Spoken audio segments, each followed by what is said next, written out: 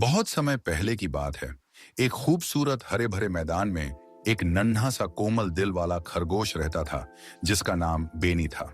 वह सारा दिन रंग बिरंगे फूलों के बीच उछलता कूदता और तितलियों का पीछा करता। बेनी को यह शांत जीवन बहुत पसंद था।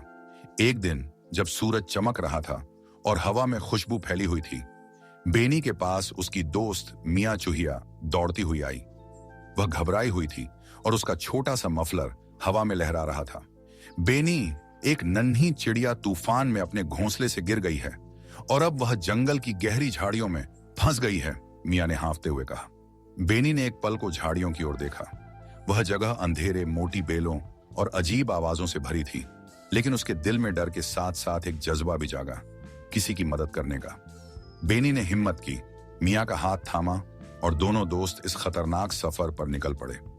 जंगल के अंदर रोशनी कम हो गई। जमीन पर जड़ें फैली हुई थीं, बेलें लटक रही थीं और एक उल्लू पेड़ पर सो रहा था।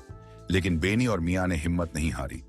वे चुपचाप होशियारी से आगे बढ़ते रहे, यहां तक कि एक नीची शाख पर उन्हें नन्ही पीली चिड़िया दिखी। वह कांप रही थी, उसकी आंखों में डर था। बेनी ने नरमी से चिड़िया को बुलाया और फिर एक छलांग लगाते हुए काई लगे स्टंप से फिसलकर चिड़िया को हवा में थाम लिया। मियाँ हैरानी से उसे देखती रह गई। जैसे ही बेनी ने चिड़िया को सुरक्षित जमीन पर रखा, एक खूबसूरत माँ चिड़िया हवा में आई और अपने पंखों से अपने बच्चे और बेनी को गले लगा लिया।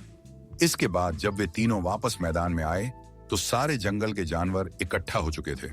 गिलहरियां, लोमड़ियां, साही, सब खुशी से ताली बजा रहे थे। सब ने मिलकर बेनी को बेनी द ब्रेव का खिताब दिया।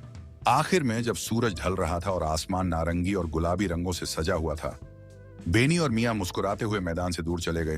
पीछे सारे जानवर उनकी बहादुरी को सलाम कर रहे थे।